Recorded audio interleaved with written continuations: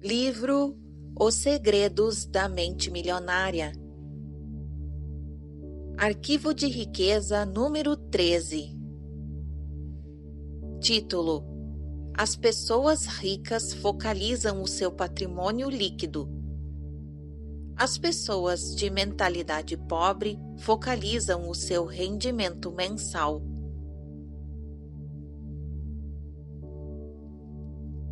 Em geral, quando o assunto é dinheiro, as pessoas frequentemente perguntam: quanto você ganha? É raro ouvirmos: quanto vale o seu patrimônio? Pouca gente fala assim, a não ser nos ambientes de alta classe.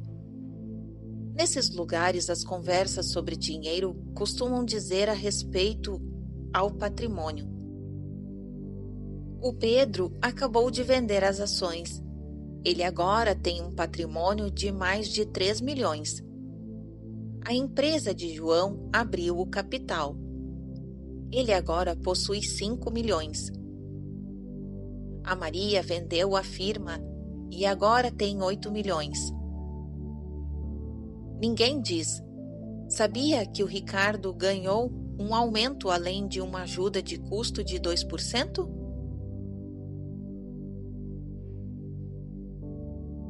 Texto em destaque: Princípio de riqueza. A verdadeira medida da riqueza é o patrimônio líquido e não os rendimentos. Continuação da narrativa. A verdadeira medida da riqueza é o seu patrimônio líquido e não os seus rendimentos. Sempre foi e sempre será.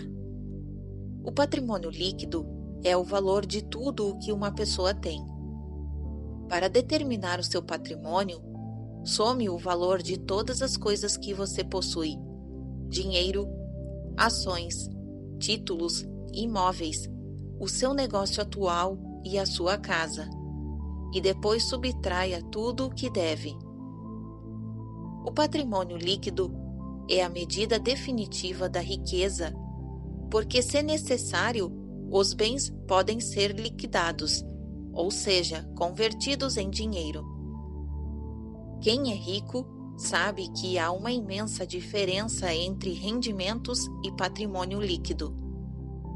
Os primeiros são importantes, mas constituem apenas um dos 4 fatores determinantes do patrimônio líquido, que são: número 1, rendimentos; número 2, poupança; número 3, investimentos; número 4, simplificação.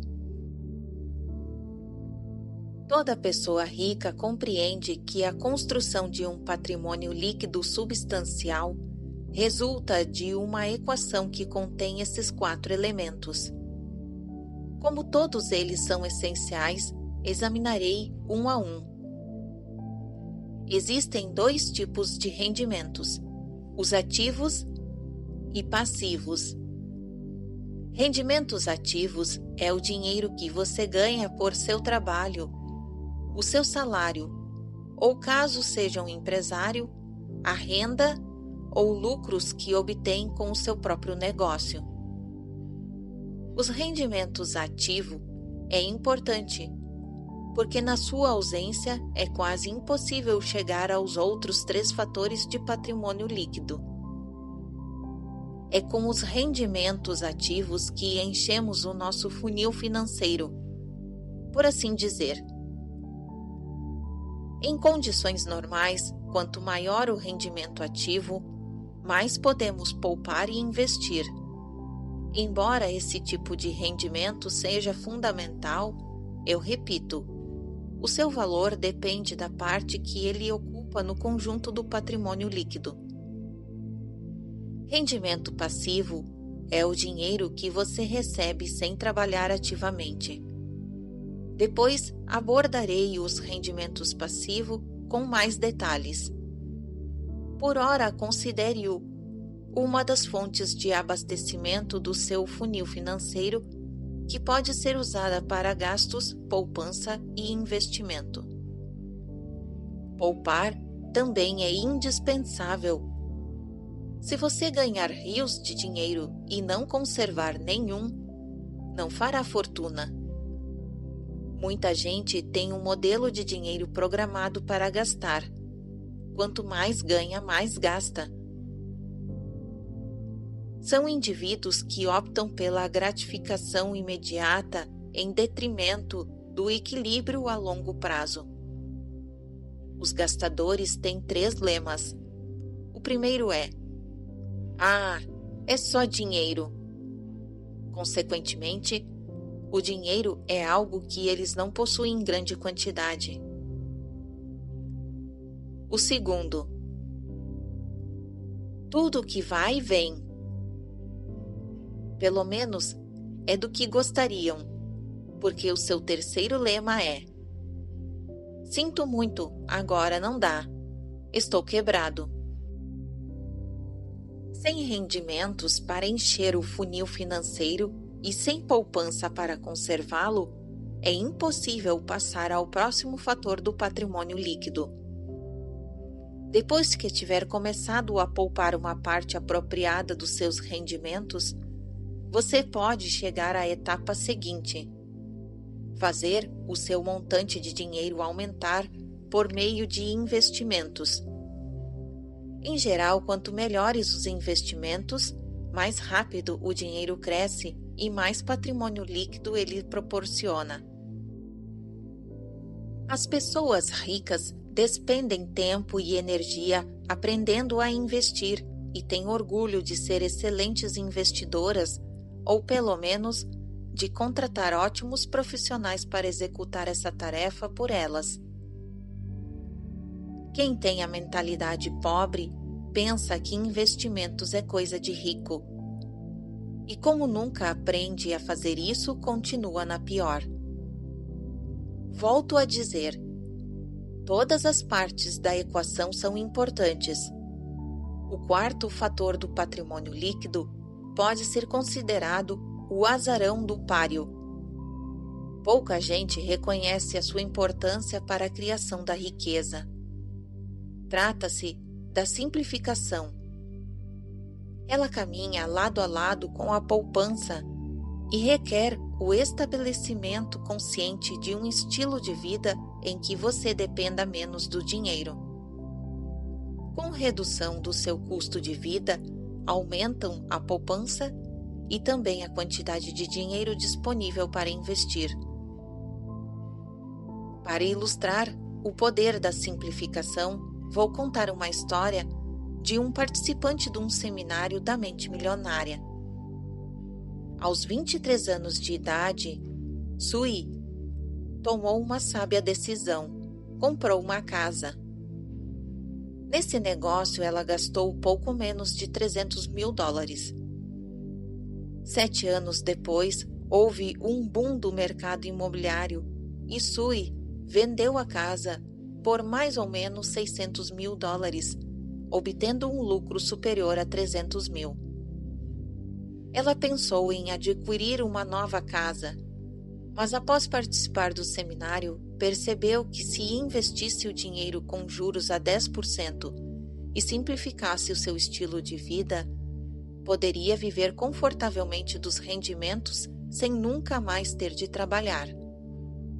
Em vez de comprar uma nova casa, Sui foi morar com a irmã. Hoje, com 30 anos, ela é financeiramente livre. Não conquistou a independência ganhando uma tonelada de dinheiro, mas reduzindo conscientemente as suas despesas pessoais. Sim, ela ainda trabalha, porque gosta, porém não precisaria mais fazer isso. Na verdade, Sui só trabalha 6 meses por ano. Os outros 6 meses ela passa nas Ilhas Fiji.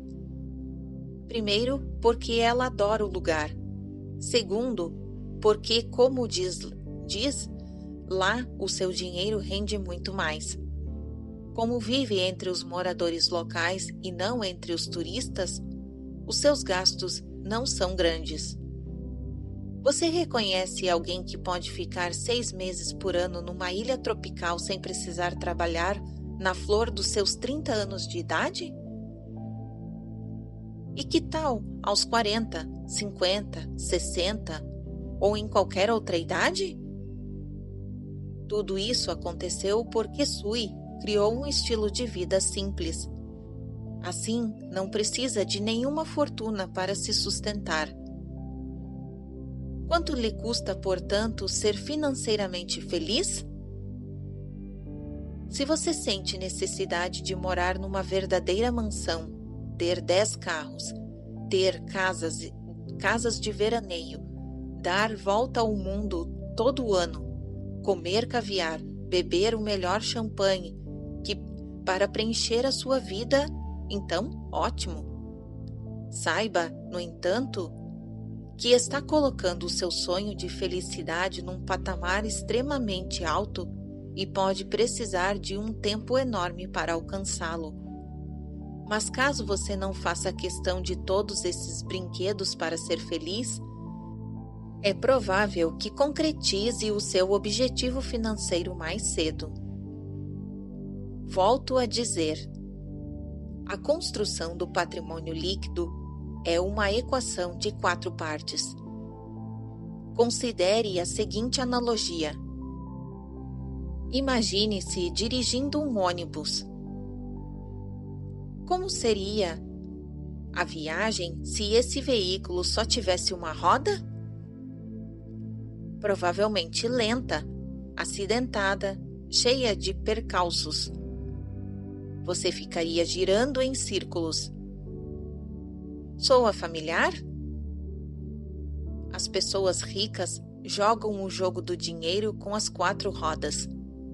Por isso, a viagem que fazem é tão rápida, suave, direta e relativamente tranquila. A propósito, uso a analogia do ônibus porque depois de alcançar o sucesso, a sua meta pode ser levar as outras pessoas nesse passeio.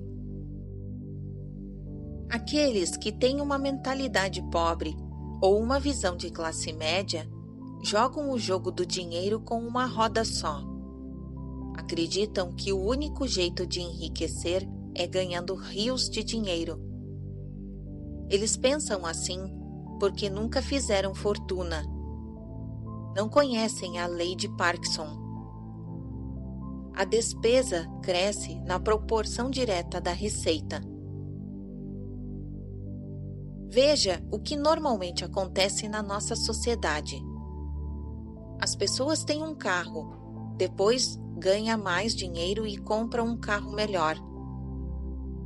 Possui uma casa, depois ganha mais dinheiro e adquire uma casa maior. Tem roupas, depois ganha mais dinheiro e compra roupas mais caras. Tem férias, depois ganha mais dinheiro e gasta mais nas férias. É claro que existem exceções a essa regra, pouquíssimas, aliás. Em geral, à medida que os rendimentos aumentam, os gastos sobem também. E é por isso que apenas os rendimentos por si mesmo não criam riqueza. Este livro se chama Os Segredos da Mente Milionária. Então eu pergunto, milionária se refere aos rendimentos ou ao patrimônio líquido? Ao patrimônio líquido. Portanto, se você pretende ser um milionário ou algo mais do que isso, tem que focalizar na construção desse patrimônio que, como já demonstrei, depende de muitas coisas além dos seus rendimentos. Adote a política de conhecer o seu patrimônio líquido até o último centavo. Vou lhe sugerir um exercício que pode mudar a sua vida financeira. Pegue uma folha de papel e escreva no cabeçalho Patrimônio líquido. Em seguida, crie uma planilha simples, começando do zero e terminando com um objetivo que você considerar adequado. Anote o seu patrimônio líquido atual. A cada 90 dias, inclua um novo patrimônio líquido. Desse modo, você se verá ficando cada vez mais rico. Por quê? Porque estará monitorando esse patrimônio. Lembre-se, aquilo que focalizamos se expande. Como sempre digo nos treinamentos que organizo, é onde a atenção está que a energia flui e o resultado aparece. Texto em destaque. Princípio de riqueza. É onde a atenção está que a energia flui e o resultado aparece. Continuação da narrativa. Monitorando o seu patrimônio líquido, você se concentra nele. Como aquilo que a mente focaliza se expande, esse patrimônio crescerá. Por falar nisso, essa lei vale para todos os aspectos da sua vida, tudo aquilo de que você cuida e cresce. Para isso, eu lhe recomendo procurar um bom consultor financeiro. Esse profissional poderá ajudá-lo a monitorar e construir o seu patrimônio líquido. Ele o orientará sobre como organizar as suas finanças e lhe ensinará maneiras de poupar e fazer o seu dinheiro crescer. A melhor forma de encontrar um bom consultor é buscar referências com um amigo ou parceiro que esteja satisfeito com um especialista nessa área. Não estou lhe dizendo para aceitar tudo o que esse profissional disser como dogma. A minha sugestão é que você escolha alguém com as qualificações necessárias para orientá-lo a planejar e controlar as suas finanças. Um bom consultor lhe fornecerá instrumentos, programas de computador, conhecimentos e recomendações que o ajudarão a adquirir hábitos de investimentos geradores de riqueza. Em geral, eu recomendo que seja uma pessoa que trabalhe com todo tipo de produtos financeiros e não apenas com seguros e fundos, para que você possa escolher as opções que mais lhe convém. Subtítulo em destaque: Declaração. Estou concentrado na construção do meu patrimônio líquido. Eu tenho uma mente milionária. Subtítulo em destaque: Ações da mente milionária. Número 1. Mantenha-se concentrado nos 4 fatores do patrimônio líquido: aumentar os seus rendimentos, engordar a sua poupança, elevar o retorno dos seus investimentos e diminuir os gastos pessoais, simplificando o seu estilo de vida. Número 2. Crie um extrato do seu patrimônio líquido. Atualize em reais tudo o que você tem, os seus ativos, e subtraia o valor de tudo o que deve, o seu passivo. Comprometa-se a monitorar e revisar trimestralmente esse extrato. Repito, por força da lei do foco, tudo aquilo que você cuida cresce. Número 3. Contrate um consultor financeiro bem-sucedido que trabalhe para uma firma conhecida e conceituada. A melhor forma de encontrar um excelente especialista nessa área é pedir referências a amigos e parceiros.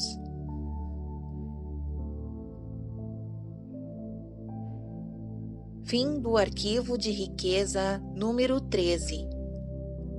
Continuação da narrativa. Arquivo de riqueza número 14. Título: As pessoas ricas administram bem o seu dinheiro. As pessoas de mentalidade pobre administram mal o seu dinheiro. Para escrever O Milionário Mora ao Lado, Thomas Stanley pesquisou milionários de toda a América do Norte. O livro mostra quem são eles e como fizeram fortunas. As suas lições podem ser resumidas em uma única frase: os ricos sabem gerir as suas finanças. As pessoas ricas administram bem o seu dinheiro. As pessoas de mentalidade pobre não. Os ricos não são mais inteligentes do que os indivíduos de mentalidade pobre. Apenas têm hábitos diferentes e mais positivos em relação às finanças. Como expliquei na parte 1, esses hábitos se baseiam primordialmente no condicionamento passado. Se alguém não controla o próprio dinheiro de modo adequado, é porque provavelmente não foi programado para lidar com esse assunto.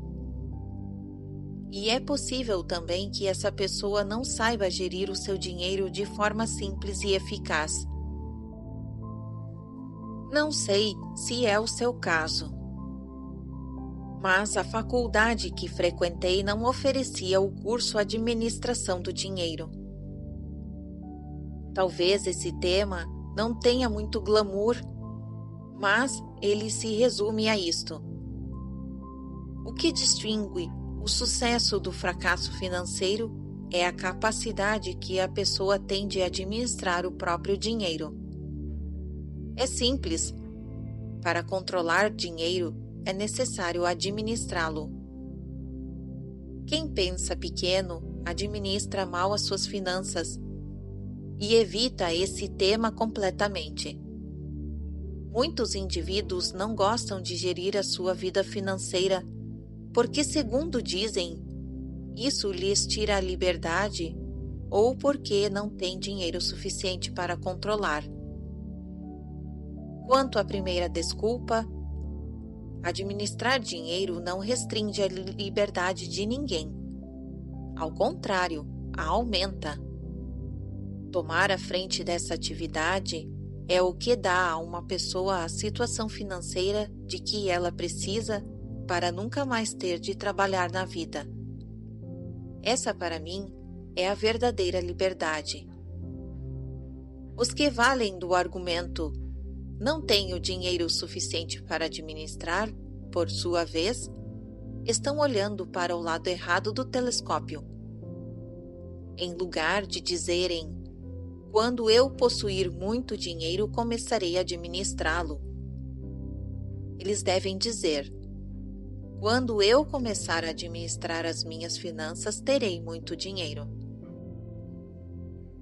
Quem pretende passar a controlar o dinheiro assim que sair do buraco, se comporta da mesma forma que o obeso que diz "vou começar a fazer exercícios e dieta depois de perder 10 quilos". Isso é colocar o carro na frente dos bois e não leva a lugar nenhum. Primeiro, é necessário que a pessoa administre corretamente o seu dinheiro, o dinheiro que possui, para depois ter recursos financeiros para gerir. Nos seminários, costumo contar uma história que atinge em cheio a maioria das pessoas. Imagine que você está passeando com uma criança de 5 anos e passa por uma sorveteria. Você entra e compra para ela uma bola de sorvete na casquinha. Depois que vocês saem dali, a criança balança o cone na mão e de repente o sorvete cai no chão. Ela começa a chorar. Você volta à sorveteria e quando vai repetir o pedido, a criança vê num cartaz colorido a foto de uma casquinha com 3 bolas. Ela aponta para o cartaz e grita: "Quero este!" Instala-se o problema. Por ser uma pessoa bondosa, afetuosa e generosa que é, Você faria a vontade da criança e pediria uma casquinha com 3 bolas? De imediato, a sua resposta talvez seja: é claro. Mas pensando um pouco melhor, a maioria dos participantes dos seminários responde: de jeito nenhum. Afinal, por que premiar o erro da criança e programá-la para falhar? Se ela não é capaz de segurar direito uma casquinha que tem uma bola só de sorvete, como vai conseguir fazer isso com uma que tenha 3 bolas? Esse mesmo raciocínio se aplica quando se trata da relação com o universo. Vivemos num universo bondoso e afetuoso, cuja regra é: você não terá mais que provar que é capaz de lidar com o que já possui. Texto em destaque. Princípio de riqueza. Você não terá mais de provar que é capaz de lidar com o que já possui. Continuação da narrativa. Antes de gerir uma grande fortuna, você precisa adquirir o hábito e a capacidade de administrar pouco dinheiro. Lembre-se, somos criaturas de hábitos. Portanto, o hábito de administrar o dinheiro é mais importante do que a quantidade de dinheiro que você tem. Texto em destaque. Princípio de riqueza. O hábito de administrar o dinheiro é mais importante do que a quantidade de dinheiro que você tem. Continuação da narrativa. Então, como você deve administrar o seu dinheiro? Primeiro, abra uma conta bancária e a batize de Conta da Liberdade Financeira. Depois, deposite nela 10% de cada real que você receber, já descontados os impostos. Esse dinheiro só deve ser usado para investir e para comprar ou criar fluxos de rendimentos passivos. A finalidade dessa conta é gerar uma galinha que ponha ovos de ouro chamados rendimentos passivos. E quando é que você vai começar a gastar esse dinheiro? Nunca. Ele jamais será gasto. Trata-se de investimentos apenas. Quando você se aposentar, passará a usar os rendimentos dessa conta, os ovos de ouro, mas não o principal. Assim, ele estará sempre crescendo e você nunca ficará na mão. Emma, uma das minhas alunas, contou-me uma história. Alguns anos atrás, ela estava à beira da falência. Não queria, mas não via outra alternativa. As suas dívidas iam muito além da sua capacidade de administrá-las. Depois de reconhecer o sistema de administração do dinheiro que ensino, ela disse: é isso aí. É assim que eu vou sair dessa enrascada. Como os demais participantes, Emma foi orientada a dividir o seu dinheiro entre várias contas. Fantástico, disse a si mesma. Mas não tenho nenhum dinheiro para dividir. Decidida a tentar, ela começou a depositar $1 por mês nas suas contas. Aplicando o sistema de alocação que aprendeu, daquele dólar ela depositou 10 centavos na conta da liberdade financeira. O seu primeiro pensamento foi: como vou me tornar financeiramente livre com 10 centavos de dólar por mês? Então comprometeu-se a dobrar aquele valor mensalmente. No mês seguinte, ela separou $2, e no terceiro mês, $4. Depois 8, depois 16, depois 32, depois 64 e assim por diante, até que a partir do 12º mês estava depositando $2.048. 2 anos depois, os seus esforços começaram a dar resultados espetaculares. Emma conseguiu depositar 10.000 de uma só vez na sua conta da liberdade financeira. Ela havia desenvolvido tão bem o hábito de administrar o seu dinheiro que quando um prêmio de 10.000 caiu no seu colo, Emma não precisou dessa quantia para nada e pôde investi-la naquela conta. Hoje, essa mulher não deve mais nada a ninguém e está no caminho de se tornar financeiramente livre. Tudo isso foi possível porque ela agiu de acordo com o que aprendeu, começando com um único dólar por mês. Não importa se você tem uma fortuna ou praticamente nada. O essencial é começar já a administrar o que está nas suas mãos. Em pouco tempo, você ficará impressionado com os resultados. Outro dos meus alunos disse: "Como posso gerir o meu dinheiro se estou vivendo de empréstimos?" A resposta foi: pegue emprestado mais $1 e administre-o. Não interessa se você está arranjando dinheiro emprestado ou ganhando uma ninharia por mês. Administre o valor que tiver, porque o princípio que está em ação transcende o mundo físico. Ele é também um princípio espiritual. Milagres financeiros acontecerão se você demonstrar ao universo que é capaz de controlar adequadamente as suas finanças.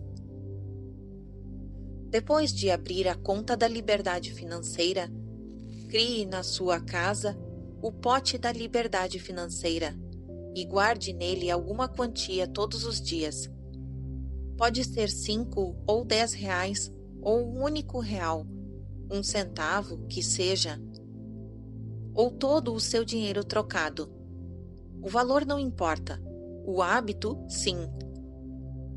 O segredo, repito, é dar atenção diária ao seu objetivo de se tornar financeiramente livre.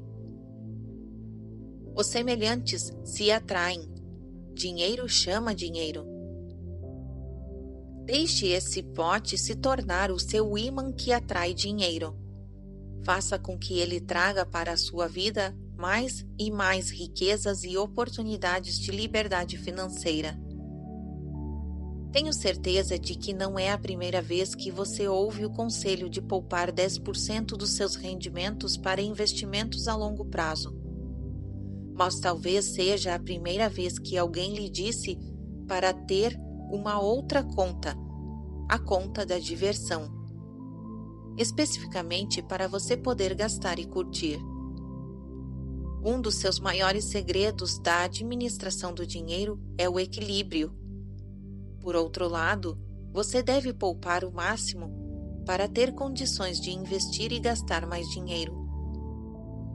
Por outro lado, convém você depositar 10% dos seus rendimentos na conta da diversão. Por quê? Porque temos uma natureza holística. Não podemos afetar uma parte da vida sem afetarmos a outra. Algumas pessoas economizam ao extremo. Com isso, o seu ser lógico e responsável fica satisfeito, mas o seu espírito não. No fim, esse lado espiritual, ávido por satisfação, diz: "Chega, quero um pouco de atenção também", e sabota os seus resultados.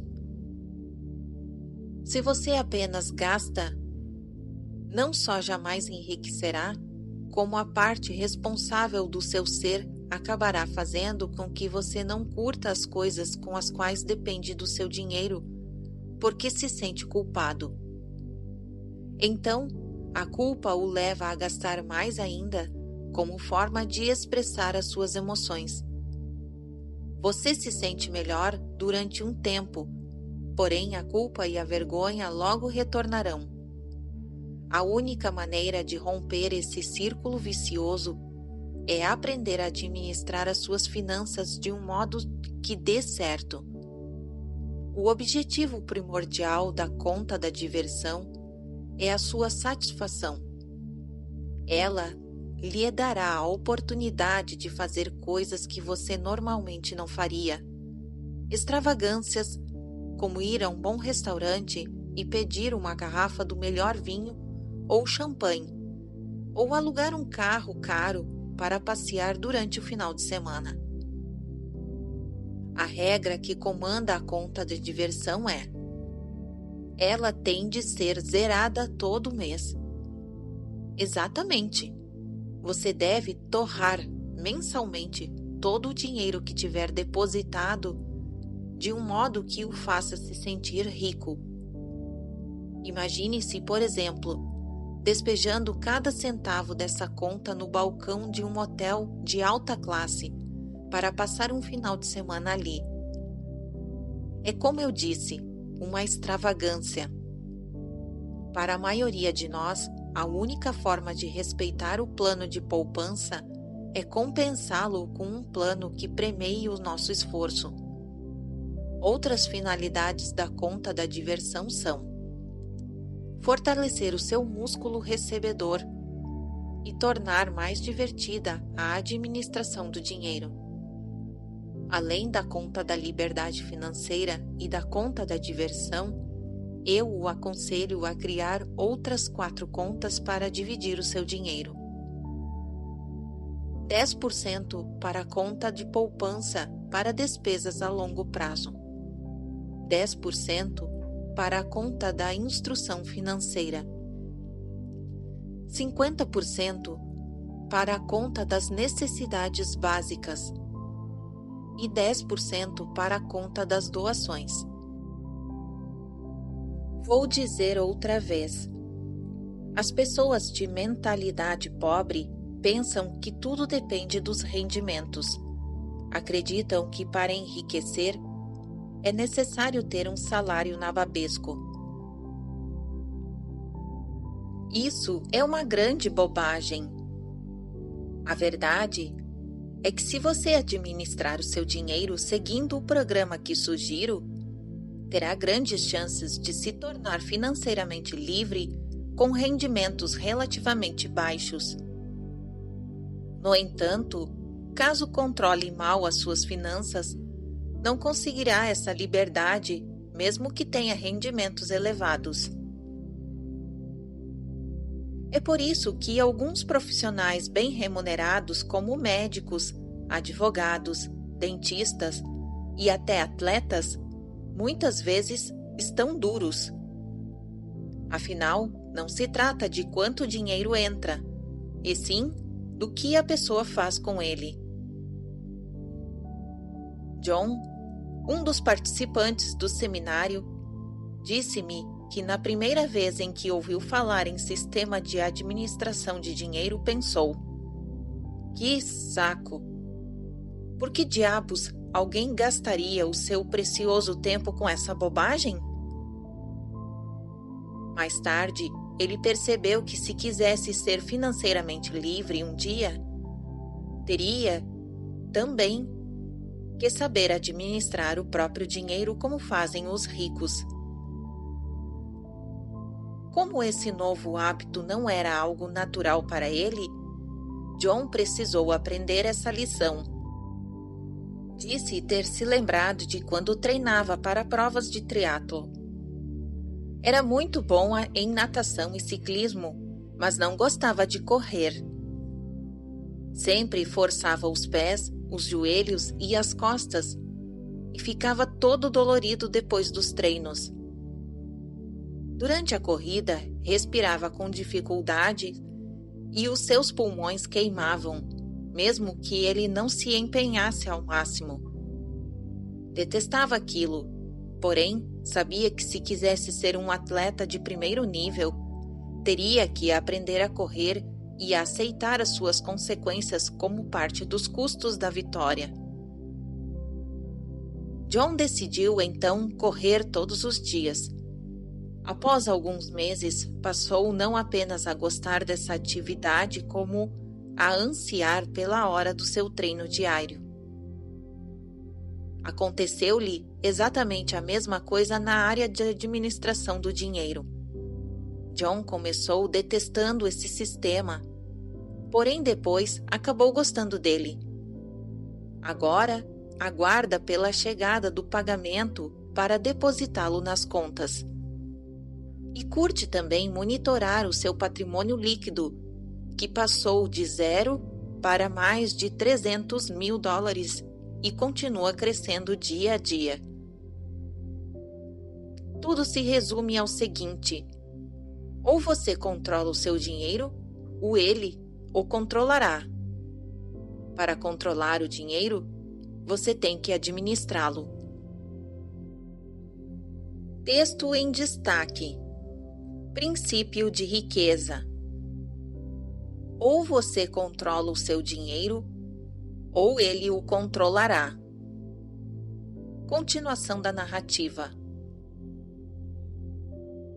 Adoro ouvir o que as pessoas formadas nos meus seminários falam da sua confiança a respeito de dinheiro e de sucesso e de si mesmas, depois que começam a administrar corretamente as suas finanças.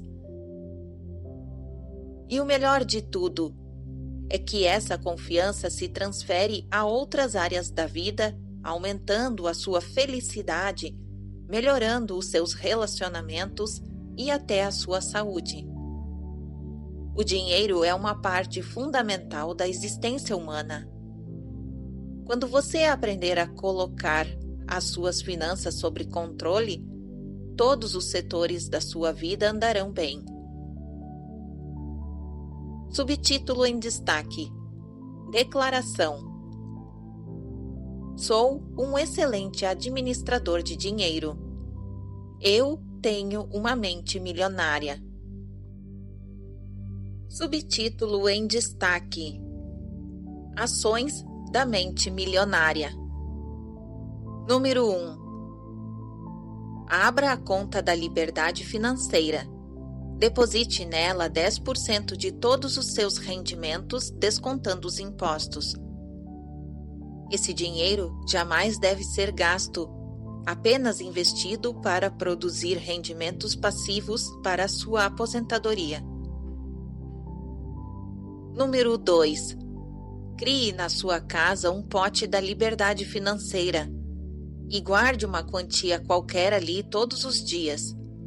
Pode ser R$5 ou R$10 ou um único real, um centavo que seja, ou todo o seu dinheiro trocado. Isso deixará a sua atenção diariamente concentrada na sua liberdade financeira. E como você sabe, onde a atenção se fixa, os resultados aparecem. Número 3. Abra a conta da diversão, ou tenha em casa um pote da diversão, no qual você depositará 10% de todos os seus rendimentos. Além da conta da diversão e da conta financeira da liberdade, abra 4 outras contas e deposite nelas os seguintes porcentagens dos seus rendimentos: 10% na conta poupança para despesas a longo prazo, 10% na conta da instrução financeira, 50% na conta das necessidades básicas e 10% na conta das doações. Número 4. Independentemente de quanto dinheiro você possui, comece a administrá-lo agora. Não deixe para amanhã. Mesmo que só tenha R$1, administre-o. Pegue 10 centavos e deposite no pote da conta da liberdade financeira. Separe outros 10 centavos e deposite no pote ou na conta da diversão. Essa simples ação enviará ao universo uma mensagem dizendo que você está pronto para receber mais dinheiro. E é claro que, se puder administrar mais, vá em frente. Fim do arquivo de riqueza número 14. Continuação da narrativa.